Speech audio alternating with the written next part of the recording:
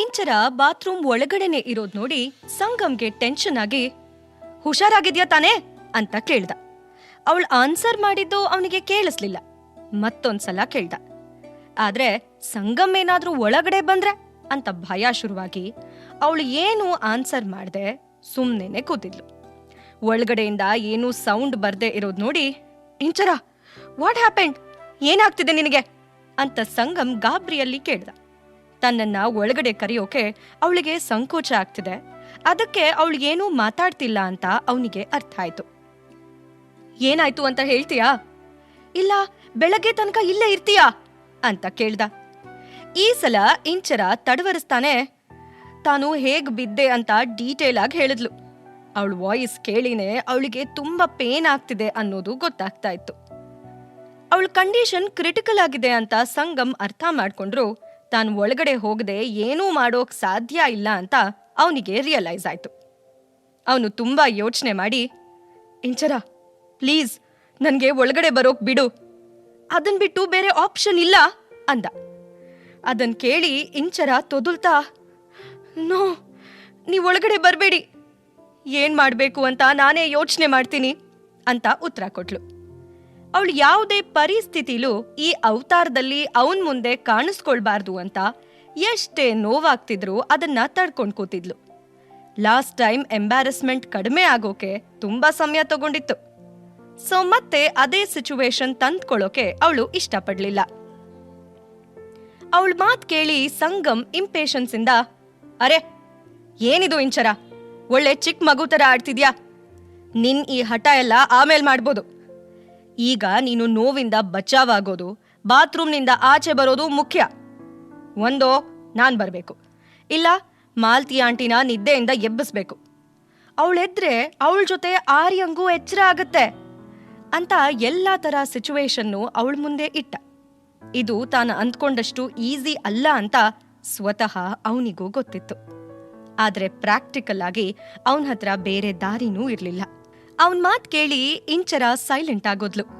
ಸ್ವಲ್ಪ ಹೊತ್ತು ಬಿಟ್ಟು ಸುಧಾರಿಸ್ಕೊಂಡು, ಬೇಡ ಅವರನ್ನ ಎಪ್ಸೋ ನೆಸೆಸಿಟಿ ಇಲ್ಲ ಅಂದ್ಲು. ಆಗ ಸಂಗಮ್, ನೀನೇನು ಭಯ ಪಡ್ಬೇಡ, ನಾನು ಒಳಗಡೆ ಬರ್ತಿದ್ದ ಹಾಗೆ ನಿನ್ ಕಡೆ ನೋಡ್ದೇನೆ ಟವಲ್ ಕೊಡ್ತೀನಿ, ಅದಾದ್ಮೇಲೇನೆ ನಿನ್ ಕಾಲ್ ಕಡೆ ನೋಡ್ತೀನಿ, ಸರಿನಾ, ಐ ಪ್ರಾಮಿಸ್ ಅಂತ ಅಶ್ಯೂರೆನ್ಸ್ ಕೊಟ್ಟ. ಅವನ್ ವಾಯ್ಸ್ ಅಲ್ಲಿರೋ ಕನ್ಸರ್ನ್, ಅವನ್ ಆನೆಸ್ಟಿ ಎಲ್ಲ ಇಂಚರ ಹಾರ್ಟ್ಗೆ ಟಚ್ ಆಯ್ತು. ತಮ್ಮಿಬ್ಬರ ಮಧ್ಯೆ ಅದೆಷ್ಟೇ ಜಗಳ, ಕೋಪ, ಭಿನ್ನಾಭಿಪ್ರಾಯ ಇದ್ರೂ ಸಂಗಮ್ ಯಾವತ್ತೂ ಸಿಚುವೇಶನ್ನ ಅಡ್ವಾಂಟೇಜ್ ತಗೊಳ್ಳಲ್ಲ ಅನ್ನೋದು ಅವಳಿಗೂ ಗೊತ್ತಿತ್ತು. ಹಾಗಾಗಿ ಅವನ್ ಪ್ರಾಮಿಸ್ಗೆ ಬೆಲೆ ಕೊಟ್ಟು ಧೈರ್ಯ ಮಾಡಿ, ಸರಿ ಒಳಗಡೆ ಬನ್ನಿ ಅಂದ್ಲು. ಅವಳ ಬಾಯಿಂದ ಓಕೆ ಅನ್ನೋ ವರ್ಡ್ ಕೇಳ್ತಿದ್ದ ಹಾಗೆ ಸಂಗಮ್ ತನ್ನ ಕಬೋರ್ಡ್ ಓಪನ್ ಮಾಡಿ ಅದರಲ್ಲಿರೋ ದೊಡ್ಡ ಟವಲ್ ತಗೊಂಡ. ಅವನು ಏನೇನೆಲ್ಲ ಮಾಡ್ತಿದ್ನೋ ಅದರಿಂದ ಅವನ ಹಾರ್ಟ್ ಬೀಟ್ ಕೂಡ ಜೋರಾಗ್ತಾ ಇತ್ತು. ಆದ್ರೆ ಈ ಟೈಮ್ನಲ್ಲಿ ಅವನಿಗೆ ಇಂಚರಾನ ಆಚೆ ಕರ್ಕೊಂಡು ಬರೋದೇ ಎಲ್ಲಕ್ಕಿಂತ ಇಂಪಾರ್ಟೆಂಟ್ ಆಗಿತ್ತು. ನೆಕ್ಸ್ಟ್ ಅವನು ತನ್ನ ಡ್ರಾವರ್ನಲ್ಲಿರೋ ಬಾತ್ರೂಮ್ದು ಇನ್ನೊಂದು ಕೀ ತಗೊಂಡು ಬಾಗಿಲು ತೆಗ್ದ. ಡೋರ್ ಓಪನ್ ಸೌಂಡ್ ಕೇಳ್ತಿದ್ದ ಹಾಗೆ, ಇಂಚರ ಹೇಗಪ್ಪ ಸಂಗಮ್ ಕಣ್ಣಿಂದ ನನ್ನನ್ನು ನಾನು ಹೈಡ್ ಮಾಡ್ಕೊಳ್ಳೋದು ಅಂತ ಮುಜುಗರ ಆಗಿ ಅವಳ ಮುಖ ಕೆಳಗಡೆ ಹಾಕೊಂಡ್ಲು. ಆದ್ರೆ ಸಂಗಮ್ ಕೂಡ ತನ್ನ ಮುಖ ತಿರುಗಿಸ್ಕೊಂಡು ನಿಂತಿರೋದು ಅವಳಿಗೆ ಸಡನ್ ಆಗಿ ಕಾಣಿಸ್ತು. ಅವನು ಅವಳ ಕಡೆ ನೋಡ್ದೇನೆ ಬ್ಯಾಕ್ ಸೈಡಿಂದ ಟವಲ್ ಎಸ್ದ. ಟವಲ್ ಸಿಕ್ತಿದ್ದ ಹಾಗೆ ಇಂಚರ ಅದನ್ನ ಸುತ್ಕೊಂಡು ಸಂಕೋಚದಿಂದ, ಹಾ ಆಯ್ತು ಅಂದ್ಲು. ಆಗ ಸಂಗಮ್ ಸಡನ್ ಆಗಿ ತಿರುಗದೆ ಸ್ವಲ್ಪ ಹೊತ್ತು ಬಿಟ್ಟೇ ಹಿಂದೆ ತಿರುಗಿ ಪೂರ್ತಿಯಾಗಿ ಬಾತ್ರೂಮ್ ಒಳಗಡೆ ಬಂದ. ಆದ್ರೂ ಅವನು ಅವಳ ಮುಖ ನೋಡ್ಲಿಲ್ಲ. ಅವನ್ ಗಮನ ಪೂರ್ತಿ ಅವಳ ಕಾಲ್ ಮೇಲೆ ಇತ್ತು. ಅವನು ಸ್ಲೋಲಿ ಅವಳ ಕಾಲ್ ಮುಟ್ಟಿ, ಅಯ್ಯೋ ಇದಿನ್ನೂ ಊದ್ಕೊಂಡ್ಬಿಟ್ಟಿದೆ ಅಂತ ಹೇಳ್ದ. ಆಗ ಇಂಚರ, ತುಂಬಾ ನೋವಾಗ್ತಿದೆ ಅಂತ ಕೂಗಿದ್ಲು. ಅವಳ ನರಳಾಟ ಕೇಳಿ ಅವನು ಅವಳ ಮುಖ ನೋಡಿದ್ರೆ ಸಂಕೋಚದಿಂದ ಅವಳ ಮುಖ ಫುಲ್ಲು ಕೆಂಪಾಗ್ಬಿಟ್ಟಿತ್ತು. ಟವಲ್ ಉಟ್ಕೊಂಡಿದ್ರೂ ಅವಳ ಬಾಡಿ ಕೆಲವೊಂದು ಪಾರ್ಟ್ಸ್ ಸಂಗಮ್ಗೆ ಕಾಣಿಸ್ತಾ ಇತ್ತು. ಅದನ್ನೇ ಯೋಚಿಸಿ ಅವಳು ನಾಚಿಕೆಯಿಂದ ಮುಖ ಕೆಳಗಡೆ ಹಾಕೊಂಡಿದ್ಲು. ಅವಳಿಗೆ ಎದ್ದೇಳೋಕೆ ಹೆಲ್ಪ್ ಆಗ್ಲಿ ಅಂತ ಅವನು ತನ್ನ ಕೈ ಚಾಚಿ, ಕಮಾನ್ ಗೆಟ್ ಅಪ್ ಅಂತ ಹೇಳ್ದ. ಇಂಚರ ಅವನ್ ಕೈ ಹಿಡ್ಕೊಂಡು ಎದ್ದೇಳೋಕೆ ಪ್ರಯತ್ನ ಪಟ್ಲು. ಆದ್ರೆ ಎಷ್ಟೇ ಟ್ರೈ ಮಾಡಿದ್ರೂ ಅವಳ ಕಾಲ್ ಮೂವ್ ಆಗದೆ ಪೇಯ್ನ್ ಇನ್ನೂ ಜಾಸ್ತಿ ಆಯ್ತು. ಇಲ್ಲ, ಎದ್ದೇಳೋಕ್ಕಾಗ್ತಿಲ್ಲ ನನಗೆ ಅಂತ ಹೇಳಿದ್ಲು. ಅವಳ ಸಂಕಟ ನೋಡಿ ಸಂಗಮ್ ಇನ್ನಷ್ಟು ಟೆನ್ಷನ್ ಮಾಡ್ಕೊಂಡ. ಕಾಲ್ ಊದ್ಕೊಂಡಿರೋದು ನೋಡಿ ಅವಳು ನಡೆಯೋದಾಗಿರ್ಲಿ ಎದ್ದು ನಿಲ್ಲೋಕೂ ಸಾಧ್ಯ ಇಲ್ಲ ಅಂತ ಅವನಿಗೆ ಕ್ಲಿಯರ್ ಆಗಿ ಅರ್ಥ ಆಯ್ತು. ಅದಕ್ಕೆ ಅವಳನ್ನ ಎತ್ಕೊಳ್ಳೋಕೆ ಅಂತ ಹತ್ರ ಬಂದ. ಅದನ್ನ ನೋಡಿ ಇಂಚರ, ಅರೆ ಒಂದ್ ನಿಮಿಷ, ನೀವೇನ್ ಮಾಡ್ತಿದ್ದೀರಾ ಅಂತ ಕೇಳಿದ್ಲು. ಆಗ ಸಂಗಮ್, ಇನ್ನೇನ್ ಮಾಡ್ಲಿ, ನೀನು ನಡೆದಾಡೋ ಕಂಡೀಷನ್ನಲ್ಲಿ ಇದೆಯಾ, ಸರಿ ಹಾಗಾದ್ರೆ ನೀನೇ ಎದ್ದು ಹೊರಗಡೆ ಬಾ ಅಂತ ಹೇಳ್ದ. ಅದನ್ ಕೇಳಿ ಇಂಚರ ಮತ್ತೆ ಎದ್ದೇಳೋಕೆ ಟ್ರೈ ಮಾಡಿದ್ಲು.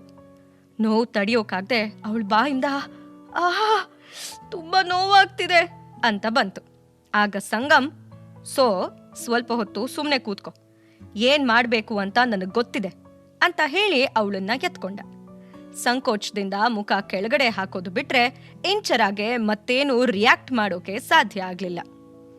ಸ್ವಲ್ಪ ಹೊತ್ತು ಬಿಟ್ಟು ಸಂಗಮ್ ಕೈಯಲ್ಲಿ ಹಾಲ್ ಲೋಟ ತಗೊಂಡು ರೂಮ್ಗೆ ವಾಪಸ್ ಬಂದ.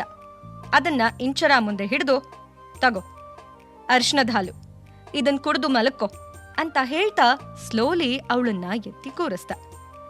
ಅವಳ ಹಾಲ್ ಗ್ಲಾಸ್ ಏನೋ ತಗೊಂಡ್ಲು, ಆದ್ರೆ ಅವಳ ಲುಕ್ ಸಂಗಮ್ಮಿಂದ ಸರಿಲೇ ಇಲ್ಲ. ಅವನ್ ಕೇರಲ್ಲಿ ಅವಳು ಅದೆಷ್ಟು ಕಳೆದೋಗಿದ್ಲು ಅಂದ್ರೆ ಸಂಗಮ್ ತನ್ನನ್ನೇ ನೋಡ್ತಿರೋದು ಅವಳ ಗಮನಕ್ಕೆ ಬರಲೇ ಇಲ್ಲ. ಅವಳು ಇನ್ನೂ ಹಾಲ್ ಕುಡಿದೇ ಇರೋದು ನೋಡಿ, ಇಂಚರ ಎಲ್ ಕಳೆದೋಗಿದ್ಯಾ, ಹಾಲ್ ಕುಡಿ, ಇಲ್ಲ ಅಂದ್ರೆ ತಣ್ಣಗಾಗೋಗುತ್ತೆ ಅಂತ ಸಂಗಮ್ ಹೇಳ್ತಿದ್ದ ಹಾಗೆ ಅವಳು ವಾಸ್ತವಕ್ಕೆ ಬಂದ್ಲು. ಆಗ ಸಂಗಮ್, ನೀನಿಲ್ಲೇ ಮಲ್ಕೋ, ನಾನು ಇನ್ನೊಂದು ರೂಮ್ಗೆ ಹೋಗ್ತೀನಿ ಅಂತ ಹೇಳ್ದ. ಅದನ್ ಕೇಳಿ ಇಂಚರಾಗೆ ಒಂಥರ ರಿಲೀಫ್ ಆಗಿ, ಆರ್ ಯು ಶ್ಯೂರ್ ಅಂತ ಕೇಳಿದ್ಲು. ಅದಕ್ಕೆ ಇವನು, ಇನ್ನೂ ಬೇರೆ ಆಪ್ಷನ್ ಇಲ್ಲ, ಯು ಟೇಕ್ ರೆಸ್ಟ್ ಅಂತ ಹೇಳಿ ಅಲ್ಲಿಂದ ಹೊರಟ. ಅವನ್ ಕೇರ್, ಅವನು ತನಗ್ ಮಾಡಿರೋ ಹೆಲ್ಪ್ ಎಲ್ಲ ನೋಡಿ ಇಂಚರಾಗೆ ಹೋಗ್ತಿರೋ ಅವನನ್ನ ತಡೆದು ತುಂಬಾ ಮಾತಾಡ್ಬೇಕು ಅಂತ ಅನ್ಸಿ, ಸಂಗಮ್ ಅಂತ ಕರೆದ್ಲು. ಅವನ್ ತಿರುಗ್ತಾ ಇದ್ದ ಹಾಗೆ, ಥ್ಯಾಂಕ್ ಯು, ಮೇ ಬಿ ನಾನು ವರ್ಡ್ಸ್ನಲ್ಲಿ ಹೇಳೋಕೆ ಸಾಧ್ಯ ಇಲ್ಲ, but what you are doing is a lot, ನಿಜವಾಗ್ಲೂ ತುಂಬಾ ತುಂಬಾ ಥ್ಯಾಂಕ್ಸ್ ಅಂದ್ಲು. ಅದನ್ ಕೇಳಿ ಸಂಗಮ್ ಮುಖದಲ್ಲಿ ಸ್ಮೈಲ್ ಮೂಡಿ, ಏನಾದ್ರೂ ಬೇಕಿದ್ರೆ ಕಾಲ್ ಮಾಡು, ನಿನ್ ಫೋನ್ ಅಲ್ಲೇ ಪಕ್ಕದಲ್ಲಿದೆ ಅಂತ ಹೇಳಿ ಅವನು ಅಲ್ಲಿಂದ ಹೊರಟೋದ. ತನಗೆ ಇವತ್ತು ತುಂಬಾ ಸುಸ್ತಾಗಿದೆ, ಸೊ ಮಲ್ಕೋತಾ ಇದ್ದ ಹಾಗೆ ನಿದ್ದೆ ಬರುತ್ತೆ ಅಂತ ಇಂಚರ ಅಂದ್ಕೊಂಡಿದ್ಲು. ಆದ್ರೆ ಈಗ ಅವಳು ಒಬ್ಳೇ ಇದ್ರೂ ನಿದ್ದೆ ಮಾತ್ರ ಹತ್ರ ಸುಳಿಲಿಲ್ಲ. ಸಂಗಮ್ ರೂಮ್ನಲ್ಲಿ ಅವನ್ ಇಲ್ದೇ ಇದ್ರೂ ಅವನ್ ಇರೋ ತರಾನೇ ಅವಳಿಗೆ ಫೀಲ್ ಆಗ್ತಾ ಇತ್ತು. ಅವಳು ಕಣ್ ಮುಚ್ತಾ ಇದ್ದ ಹಾಗೆ ಸಂಗಮ್ ಅವಳಿಗೆ ಬಾತ್ರೂಮ್ನಲ್ಲಿ ಟವಲ್ ಕೊಟ್ಟಿರೋ ಸೀನೆ ಕಣ್ಮುಂದೆ ಬರ್ತಿತ್ತು.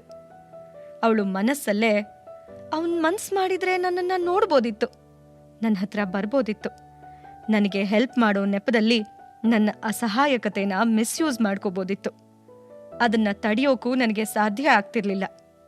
ಆದ್ರೆ ಅವನು ನನ್ನನ್ನ ಕಣ್ಣೆತ್ತು ಕೂಡ ನೋಡ್ಲಿಲ್ಲ. ನನಗೆ ನೋವಿದೆ ಅಂತ ಗೊತ್ತಾದ್ರೂ ನನ್ನ ಪರ್ಮಿಷನ್ ಇಲ್ದೆ ಒಳಗಡೆ ಬರ್ಲಿಲ್ಲ. ಇಷ್ಟೊಂದು ಪ್ರಾಮಾಣಿಕತೆನ ನಾನು ಇಲ್ಲಿವರೆಗೂ ಎಲ್ಲೂ ನೋಡಿಲ್ಲ. ಹಿ ಇಸ್ ಅ ಜೆಮ್ ಅಂತ ಅಂದ್ಕೊಂಡ್ಲು. ಅವಳು ಮಧ್ಯರಾತ್ರಿವರೆಗೂ ಅವನ್ ಬಗ್ಗೆನೇ ಯೋಚನೆ ಮಾಡ್ತಿದ್ಲು. ಸಂಗಮ್ ತನ್ನ ಯುನೀಕ್ ವ್ಯಕ್ತಿತ್ವನ ಅವಳ ಮನಸ್ಸಿನಲ್ಲಿ ಗಟ್ಟಿಯಾಗಿ ಛಾಪಿಸ್ಬಿಟ್ಟಿದ್ದ. ಅದರಿಂದ ಅವಳ ಮನಸ್ಸಲ್ಲಿ ಅವನ ಮೇಲೆ ರೆಸ್ಪೆಕ್ಟ್ ಇನ್ನೂ ಜಾಸ್ತಿ ಆಗಿತ್ತು. ಹಾಗಾದ್ರೆ ಇಂಚರಾಗೆ ಸಂಗಮ್ ಮೇಲೆ ಫೀಲಿಂಗ್ಸ್ ಸ್ಟಾರ್ಟ್ ಆಗತ್ತಾ? ಸಂಗಮ್ ಅವಳಿಗೆ ಹತ್ರ ಆಗ್ತಾನಾ? ಪಾಕೆಟ್ ಎಫ್ಎಂ ಆಡಿಯೋ ಸೀರೀಸ್ ಆದಂಥ ಪ್ರೇಮಲೋಕ ಕಥೆನ ಈಗ್ಲೇ ಕೇಳಿ.